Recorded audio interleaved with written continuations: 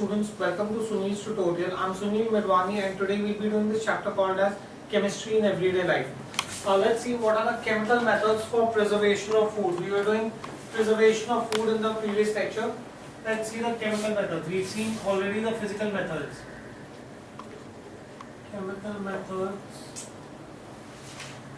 for preservation of food.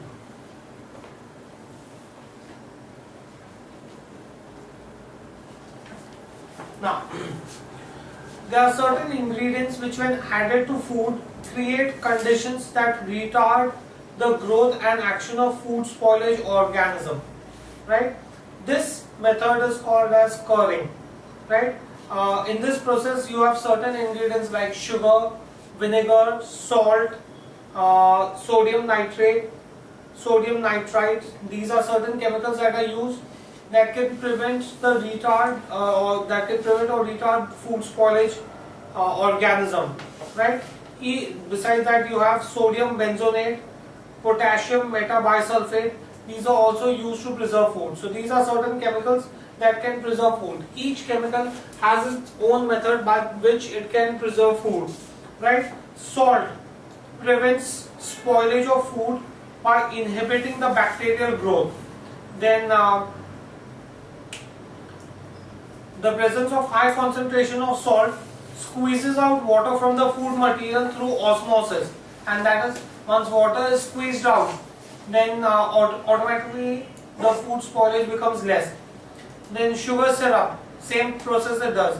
Sugar syrup, which is more than 68% of sugar, inhibits bacterial growth because there is very little free water that is available. Sodium nitrite and sodium nitrate help to keep red color of the meat. Then sodium benzonate is used to preserve juices and squashes. It kills food spoilage microorganism. As far as sodium benzonate is concerned, sodium benzonate, when it enters the body, it is metabolized and by conversion of hippuric acid, and it ultimately is excreted from the body in the form of urine. Similarly, you have salts of propionic acid and sorbic acids, which are also used as preservative. Potassium metabisulfite reacts with acids of the fruit juices to produce sulfur dioxide gas, which kills microorganisms. Right? So these are different chemicals, and this is how they preserve food. Let's write this down, guys. You have certain ingredients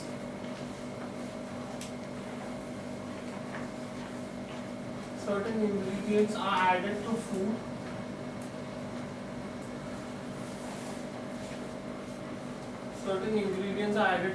to create conditions to retard the growth and action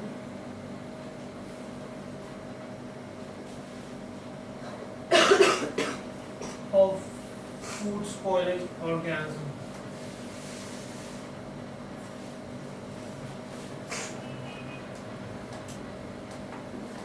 Right? So that is what is chemical preservation. Right? This method is known as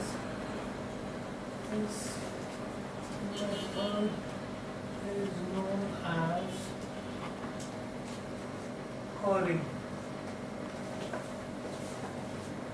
Now, the ingredients that are used in this process, certain ingredients such as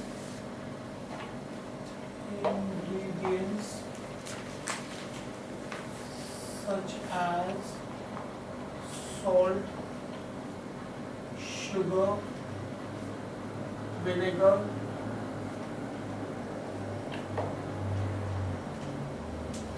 sodium nitrate,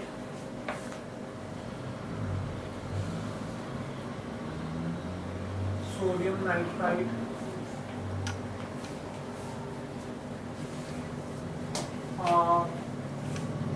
sodium benzonate,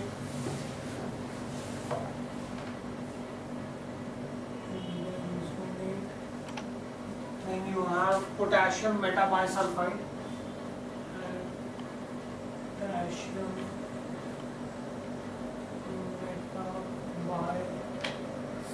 metabisulfite are used. These are certain chemicals that are used for food preservation. Now, each ingredient has its own method of curing food, that is preventing growth of microorganisms. Salt. Salt prevents spoilage of food. Prevents spoilage of food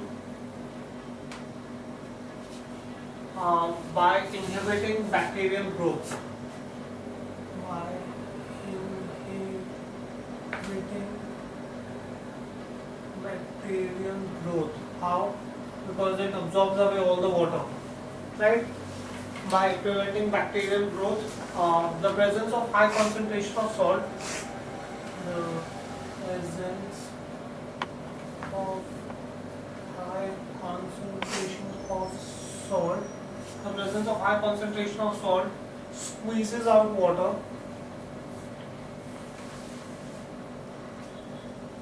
Squeezes out water from food material through osmosis.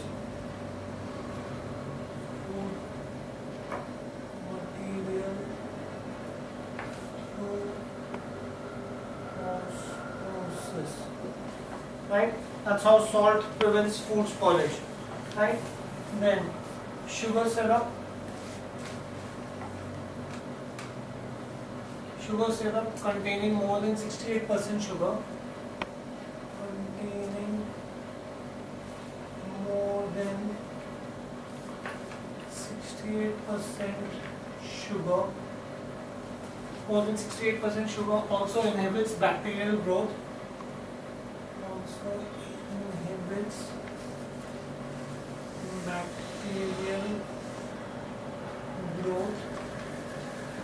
Also inhibits bacterial growth as it has very little free water. Has very little free water. Right, so that was sugar syrup. Then sodium nitrate and sodium nitrite. Sodium nitrate and sodium nitrite. Sodium nitrate and sodium nitrite help meat keep red. Help meat keep its red color.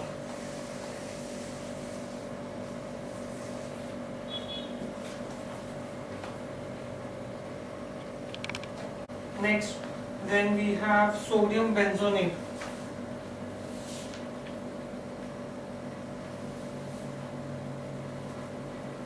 Sodium benzonate is used to preserve food juices.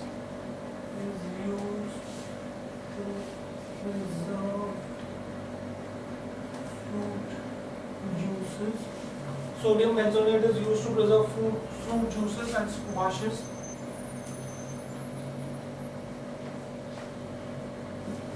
Then it kills food spoilage microorganism. It kills food spoilage microorganisms. Fine. Next you have sodium benzonate. We already did that. Now how is it removed from the body? It is metabolized. It is metabolized by sulfuric acid, which is ultimately excreted by urine. Which is ultimately excreted by urine. Fine, that's sodium benzonate. Then you have salts of propionic acid,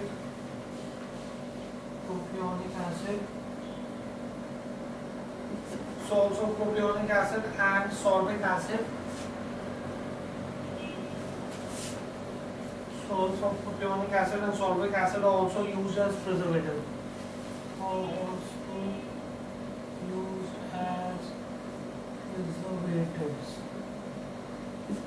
Fine. Then you have potassium metabisulfite.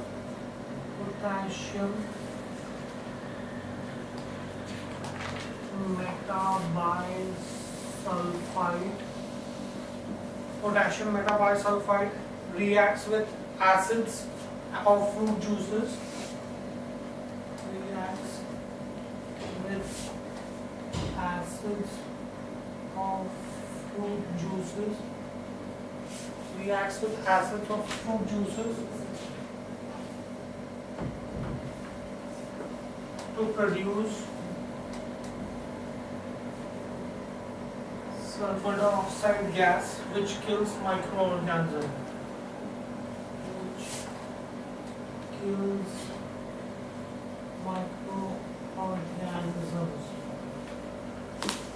Right? So these are the chemicals that are used for preserving food. Fine, do we get this? Next, let's see artificial sweetening agents. So those are all the chemical methods for preservation of food. Then you have artificial sweetening agents.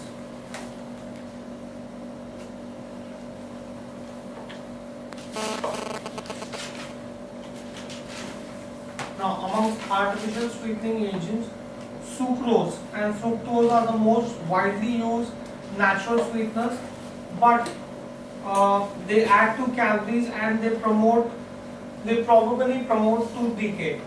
To overcome these problems, we have artificial sweeteners that have been formed. The most popular artificial sweetener was saccharin. You can say that the first most popular artificial sweetener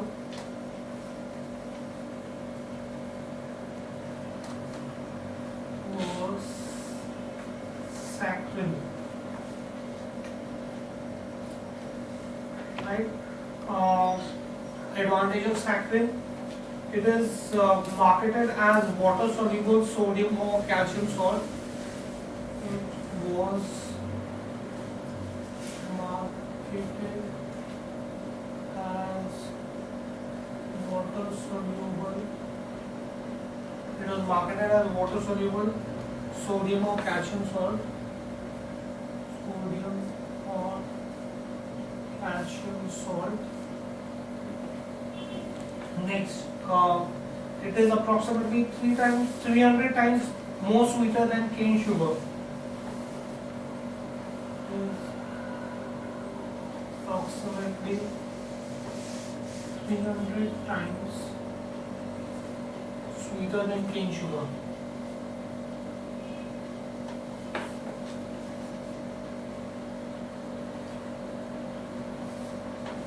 Right? It is not biodegradable and does not have any calorific value of food. It is not biodegradable and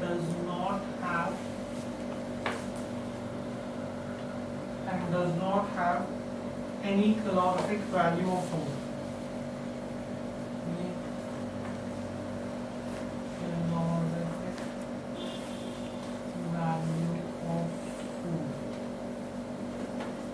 Right? Advantage: it is excreted through urine. It is excreted through urine. Right? It was primarily used as a sweetening agent for diabetic patients. It is also consumed by those people who need to control the intake of calories.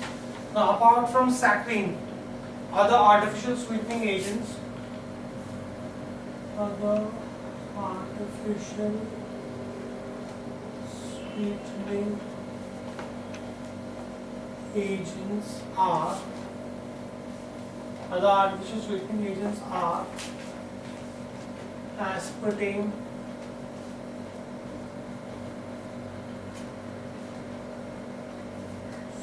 sucralose, and alidine. Right, these are the other artificial sweetening agents. Now let's just see saccharin. Saccharin, its molecular formula is C7H5SnO3. Benzene ring, carbon, oxygen, amine group, sulfur, oxygen. Right? That's your structure of saccharin, molecular structure of saccharin. Aspartame.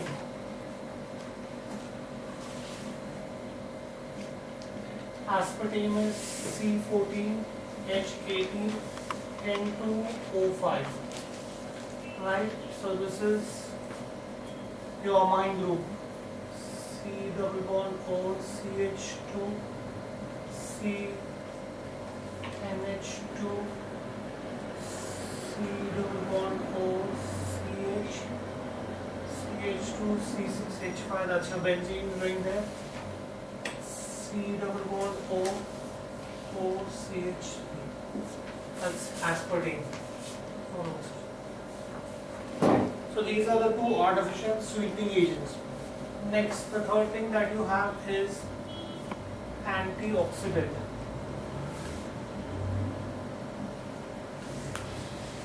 Now what are antioxidants? Antioxidants are compounds which retard the action of oxygen on food and thus help in the preservation of food.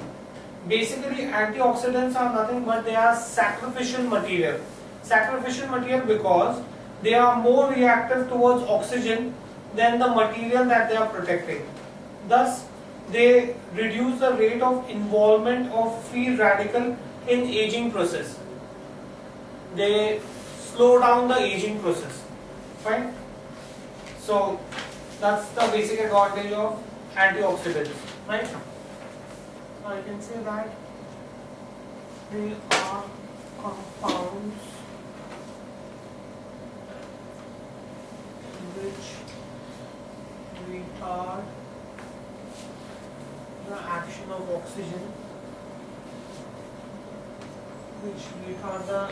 oxygen, on the food and thus they help in preservation of food.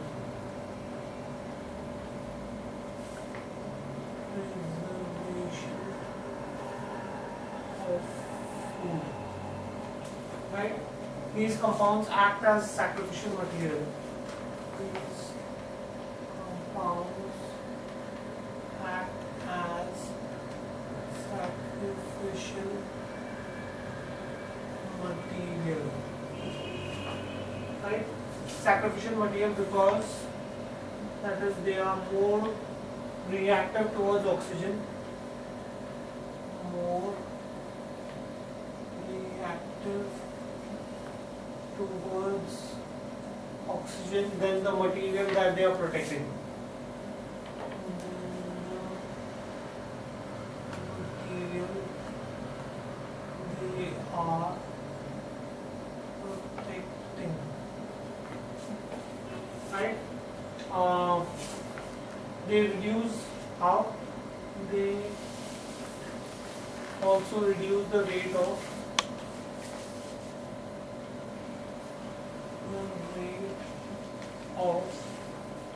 involvement of free radicals in aging process.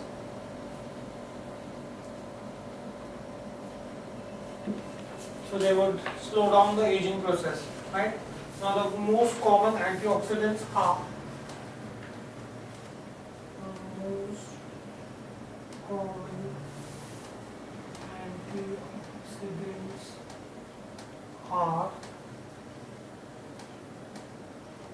butynated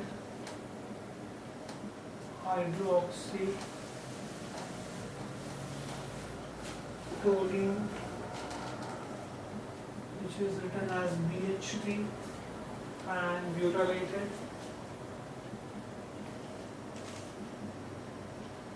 hydroxy and salt, which is written as BHA. So these are the two most commonly used antioxidants, right? Antioxidants, where do we use them? They are used in potato chips, vegetable oil, breakfast cereals. Addition of BHA to butter increases the storage life for months to years. BHA and BH3 are added in combination with citric acid to produce a more stronger effect. In case of wine, beer, sugar syrup, cut, peeled and dried fruits, vegetables, sulfites and sulfur dioxides are used as antioxidants, right? So before I move on there, let me just show you the structure of these two chemicals.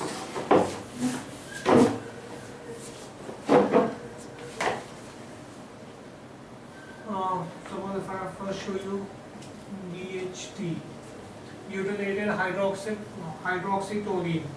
So you have benzene ring, right? OH,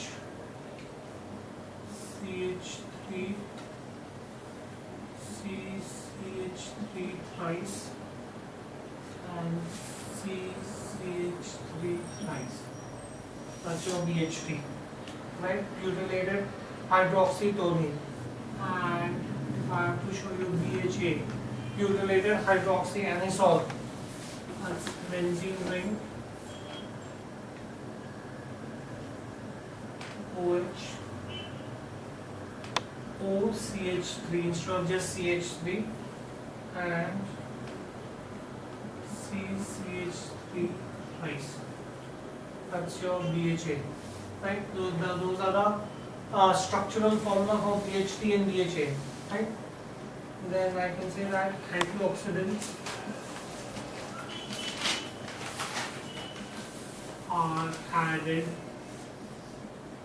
to potato chips, vegetable oils, so that their shelf life can be increased. Vegetable oils and breakfast cereals.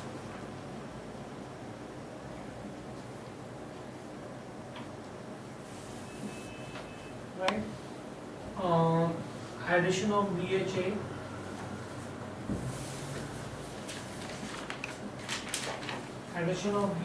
to butter increases its storage life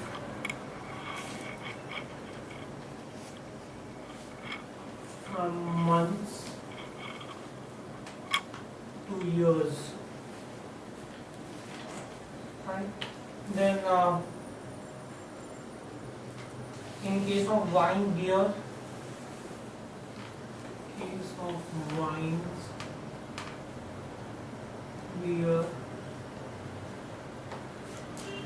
sugar syrups,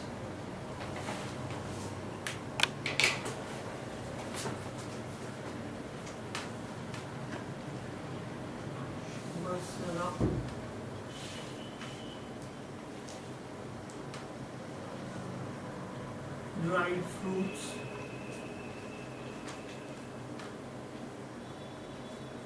and vegetables,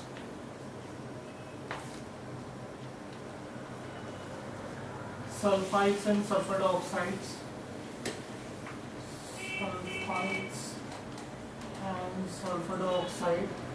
are used as antioxidants.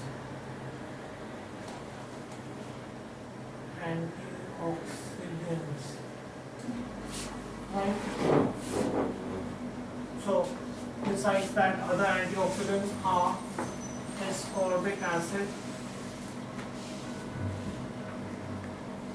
and tocopherols.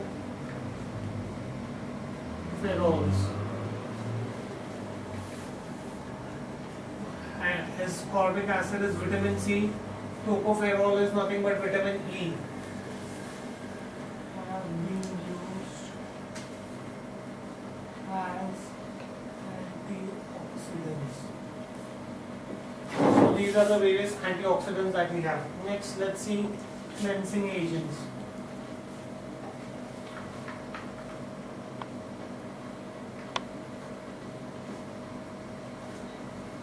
Cleansing agents. There are two types of detergents.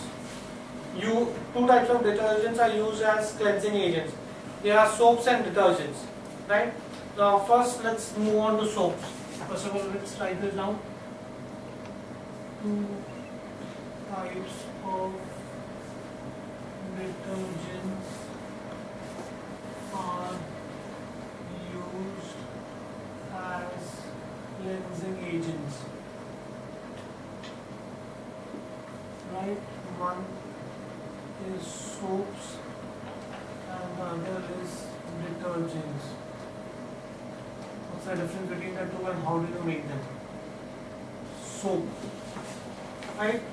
Soaps are prepared in two different ways. Either you can have hydrolysis of fatty acid, or you could have by neutralization of fatty acids. Can be prepared in two different ways. Can be prepared in two different ways. First, by hydrolysis of fats. Hydrolysis of fats. So that is, you will have fat molecule, some organic molecule, CH2OOCr, CH2OOCr. So some fat molecule, this is glycerol or glyceric acid, which is fats or oil, will react with 3 sodium hydroxide.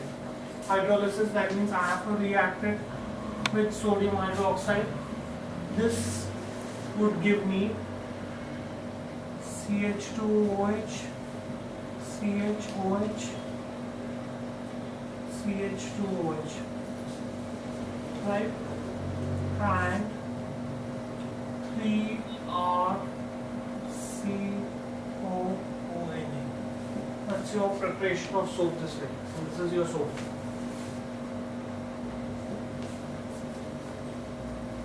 Right? We'll be doing this in detail in some other chapter, but right now I'll just show to you that this is sorry, soap. This is by hydrolysis. Other reaction I can have is neutralization.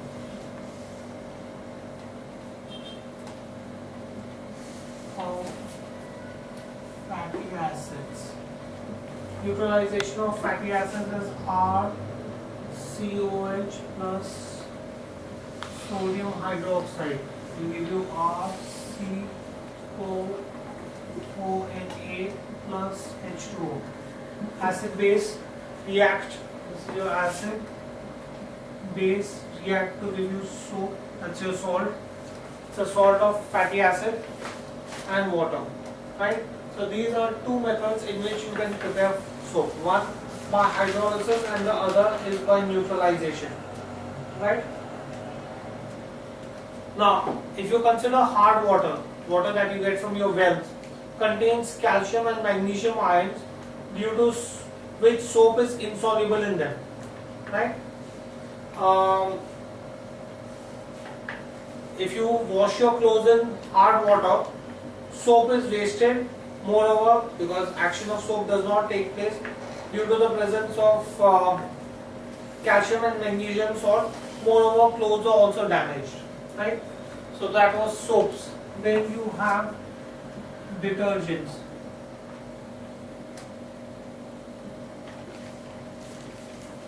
Now, detergents, they are generally sodium salt of long chain hydrogen sulfate. What are detergents? They are sodium salts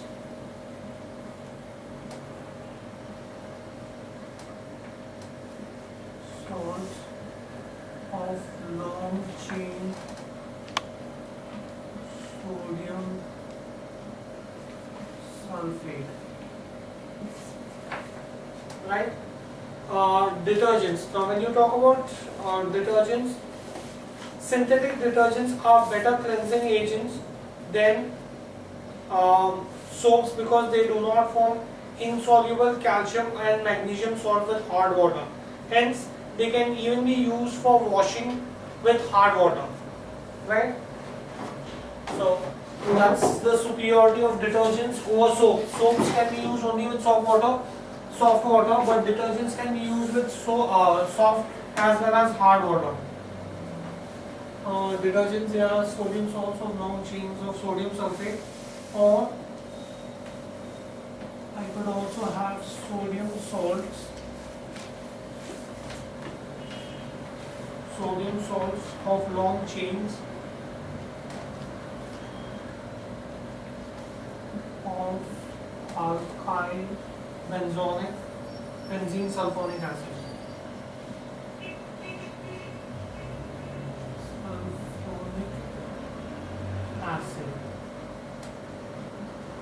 Those are detergents. Once you know what are detergents, I can say that synthetic detergents are better cleansing agents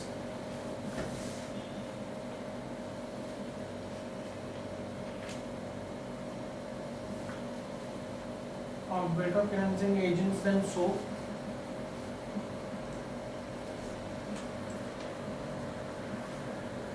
Are better cleansing agents than soap because they do not form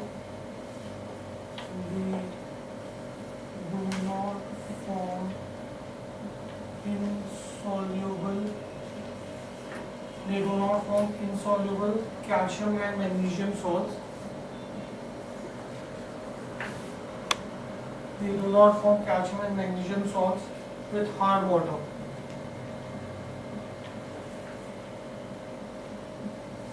Right? And hence can be used for washing even with hard water. Now when you talk about detergents have been classified into three types. Detergents are classified into three types. First is anionic detergents. Anionic detergents. Now, anionic detergents, a large part of this type of detergents is anionic. Therefore, they are called as anionic detergents. They are made up of anions, right? A large part of these detergents is anionic, hence is anion, so they are called as anionic detergents. So they are called as anionic detergents. Right? Now, anionic detergents are further classified into two types. They are of two types.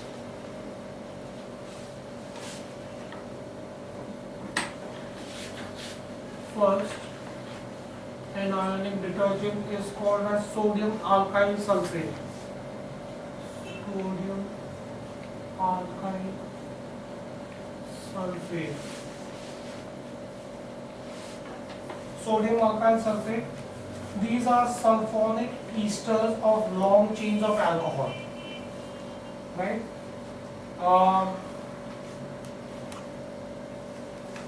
The alcohols are first treated with sulfuric acid and the product so obtained is neutralized to give you detergent. I'll just show you the reaction to this. Suppose if I have lauric acid or lauryl alcohol, C11H23 CH2OH. This is called as lauryl alcohol.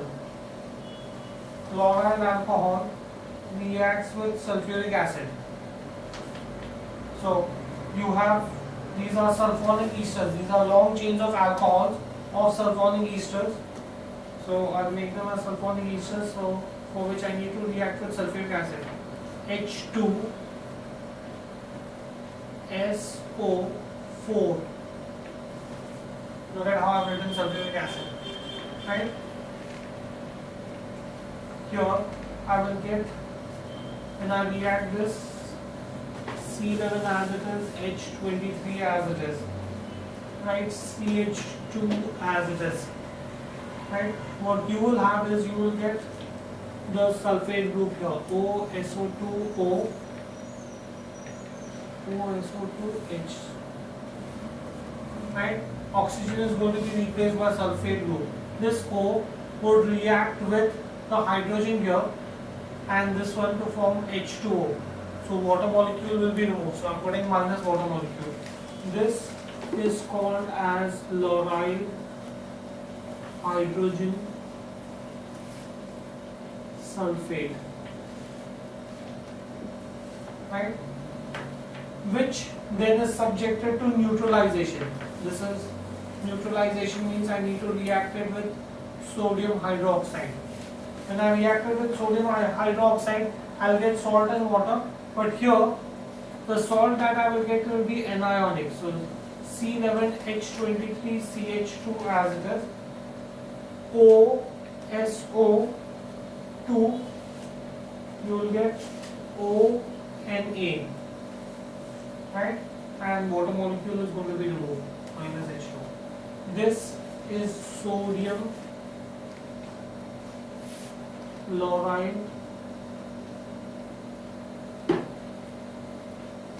sulfate, and that's your detergent.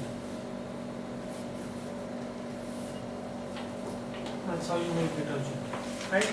So that's one method of making detergent. So in this method, these are nothing but sulfonic esters of long chains of alcohol. The alcohol is first treated with sulfuric acid. The product so obtained is then subjected to neutralization to give you an alkali, sodium alkyl sulfate. So your sodium alkyl sulfate, which is used as detergent, right? This was the first type of detergent we have. I said there are two types of detergent. The second type of detergent that you have is sodium. This was sodium alkyl sulfate. The second type of detergent that you have is sodium alkyl benzene sulfonate.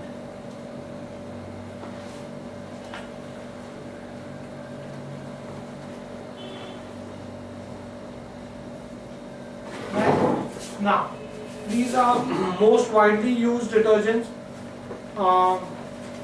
Let's see, how do we do this? Here you have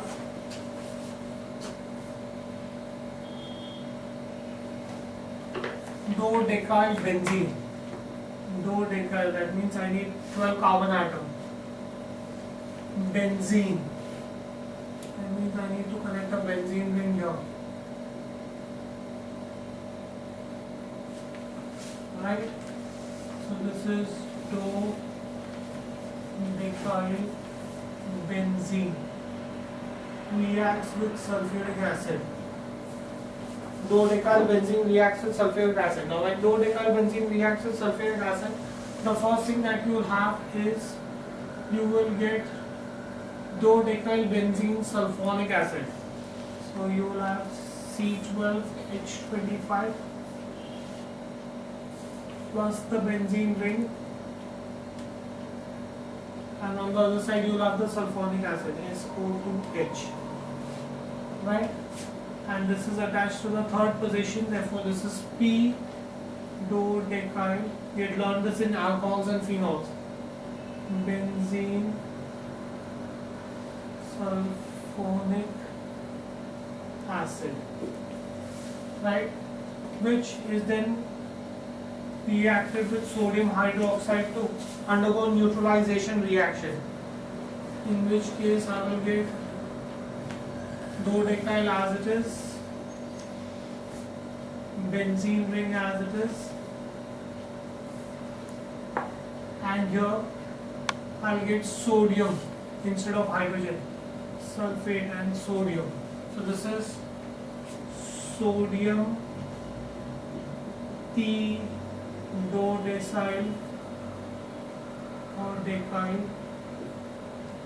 benzene sulfonate.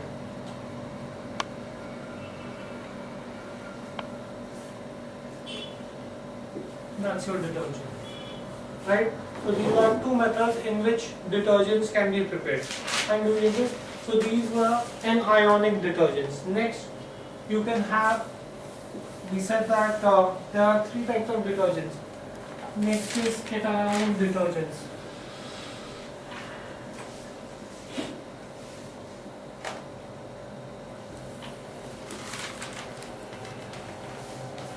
Cationic detergents, in these detergents, major part of the molecule is cation, and therefore they are called as cationic detergents.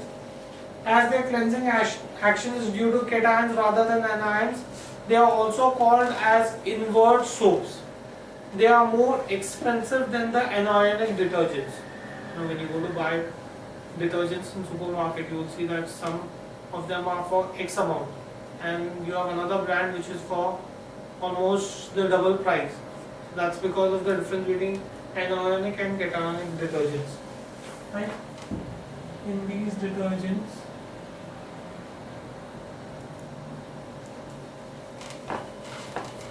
major part of their molecule is cation, right? As their cleansing action, as their cleansing action is due to the presence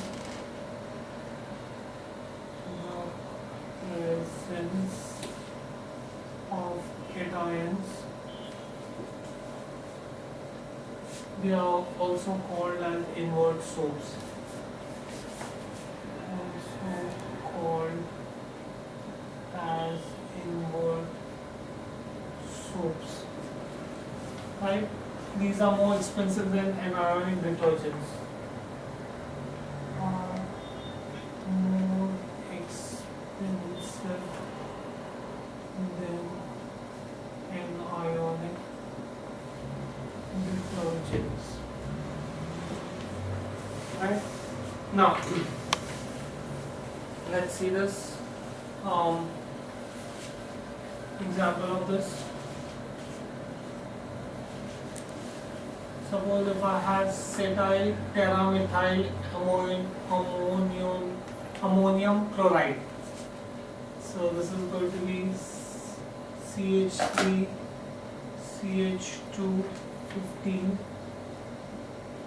N ionic CH3 thrice chlorine negative.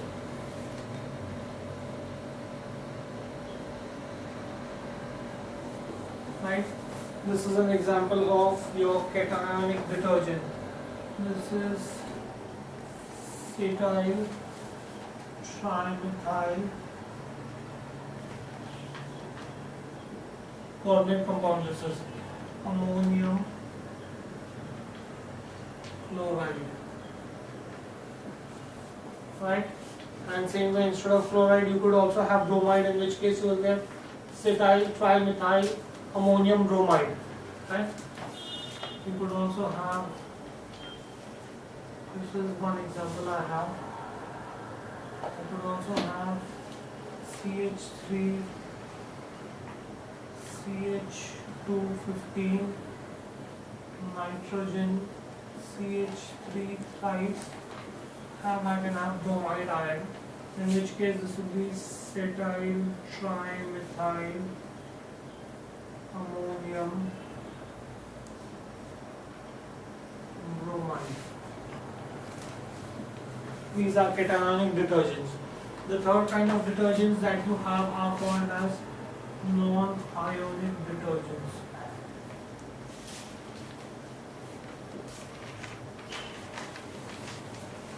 Right? Non-ionic detergents. Now these are esters of higher molecules of alcohol obtained by polyethylene glycol. What are non-ionic detergents? These are esters of higher alcohols, higher molecular mass alcohols, higher molecular mass alcohols. So that's non-ionic detergents obtained by reaction between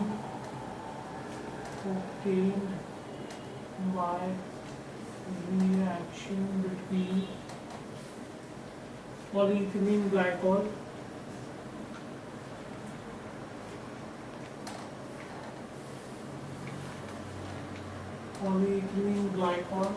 and stearic acid.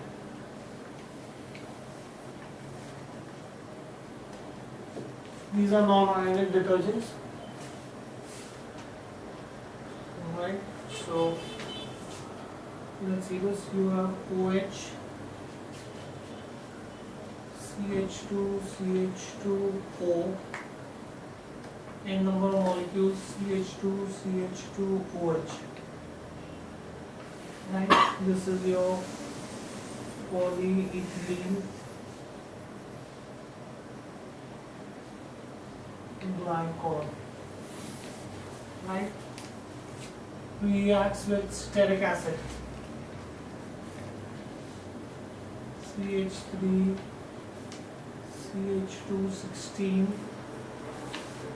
COH, stearic acid. Right, this is going to give you your non-ionic detergent. It's going to be a very long chain.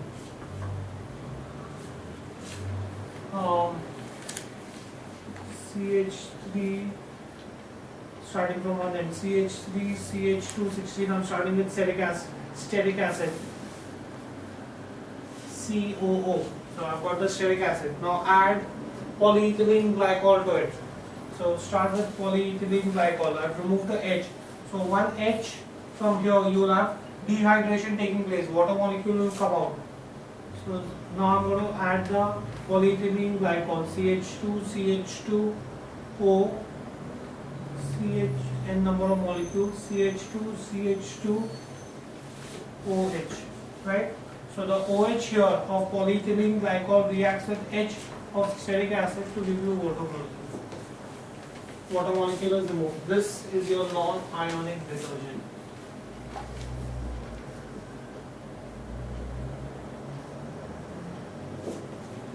Right? Next, let's see action of detergents. How do detergents actually clean? Now that we know what are detergents and soap, let's see their cleaning action.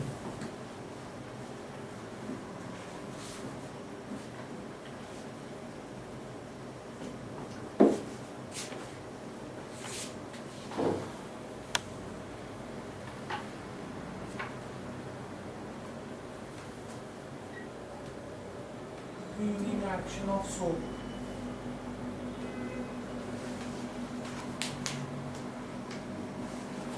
Let's see what is the cleaning action of soap. Right? Now cleaning action of soap. Soap is an excellent cleanser because of its ability to act as an emulsifying agent.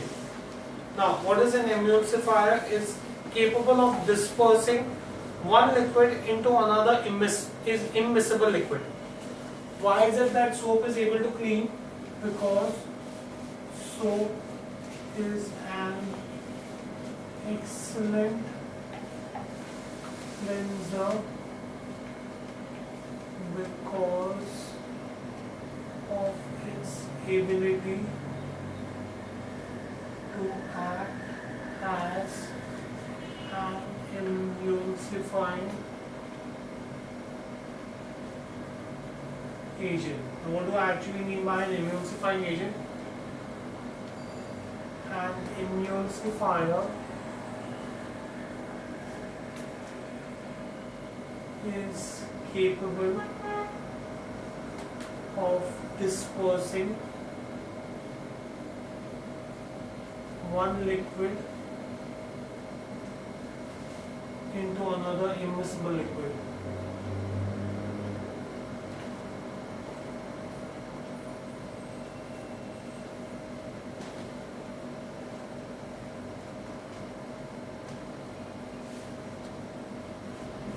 Right?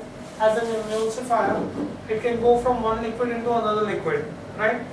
The organic part of natural soap is negatively charged polar molecule. It is hydrophilic. Hydrophilic means it has great love for water. The carboxylate group interacts with water molecule and hydrogen bond. Right? The hydrophobic part of the soap. There is a hydrophilic part in soap, there is a hydrophobic part of soap. The hydrophobic part of soap molecule is a long non-polar hydrocarbon chain which does not react with water.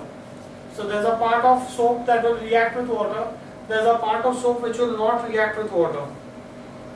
The hydrocarbon chains are attracted to each other by dispersive forces and cluster together to form small structures which are called as micelles. Right?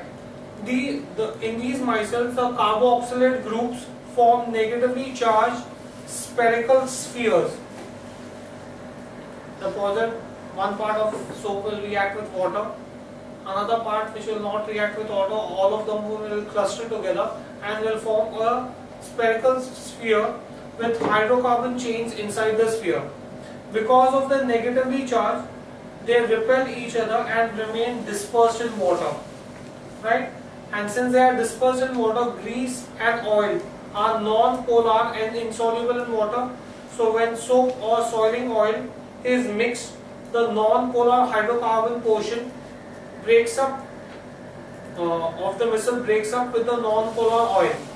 So all those compounds which are organic will react with these spheres, and since they are going to react with the spheres, they are going to come out of water. Right? So that's how you have cleansing action of soap. Right? See, I'll show you this. I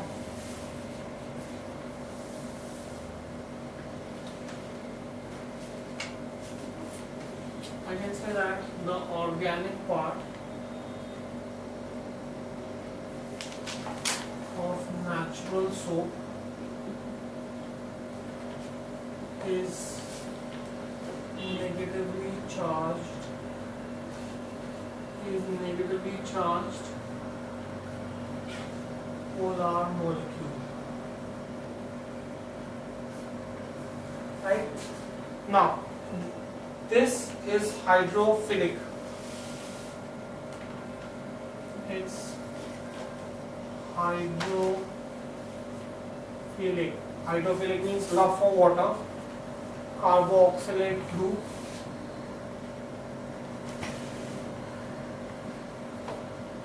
You will see all the soaps have this carboxylate group, that is COO group. Interacts with water molecule.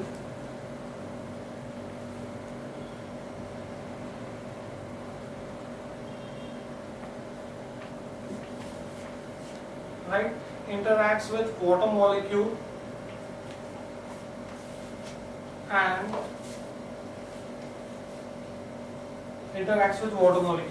right? So the carboxylate group is going to interact with water molecule and hydrogen bonding. So there's going to be that interaction due to ion dipole interaction, what you call, is going to take place between them. Now that was the hydrophilic part of the soap. The hydrophobic part of the soap,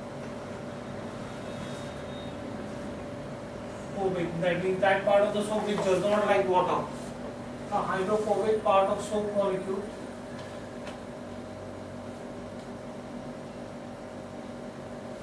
is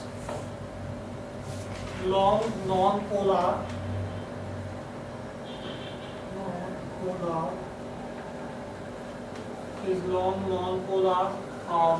hydrocarbon chain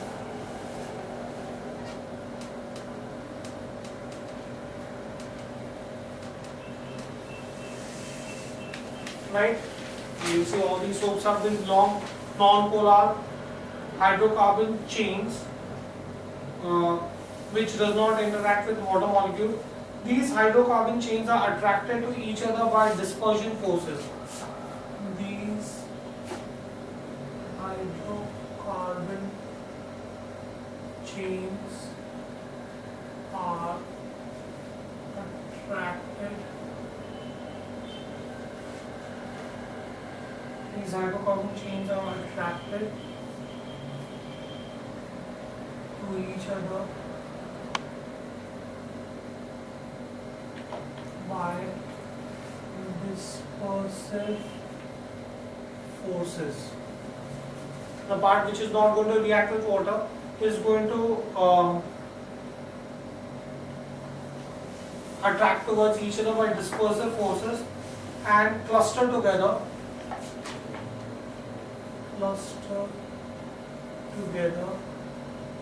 to form structures called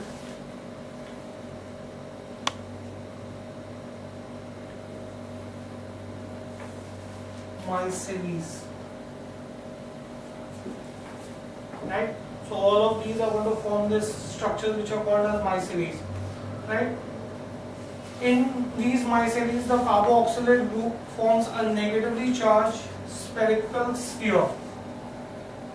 In these micelles, the carboxylate group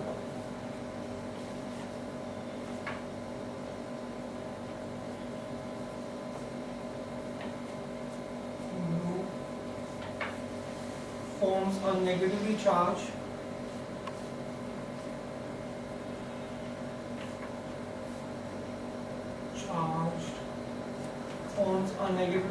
spherical sphere.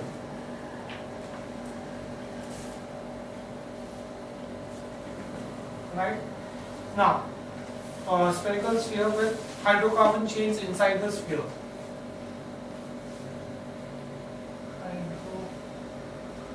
Hydrocarbon chains inside the sphere. Right? So you would have the hydrocarbon chains which are hydrophobic will join together to form a spherical part. Right? Now because of the negative charge, because they are negatively charged, as they are negatively charged, so micelles repel each other and remain dispersed in water. Repel each other and remain dispersed in water. Right? So when soap and any soiling oil is mixed, so any dirt or anything is mixed, when soap and any soiling oil is mixed, what would happen then? The non-polar hydrocarbon portion of the micelles breaks the non-polar oil molecule.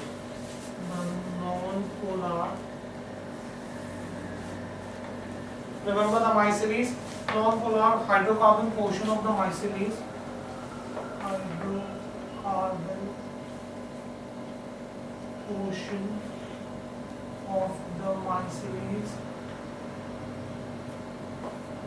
breaks up the non-polar oil molecule. Non-polar oil molecules. And that's how the soiling mixture is removed. That's your action of soap, cleansing action of soap. Right? This finishes this chapter. We'll stop this here for the day. Thank you very much.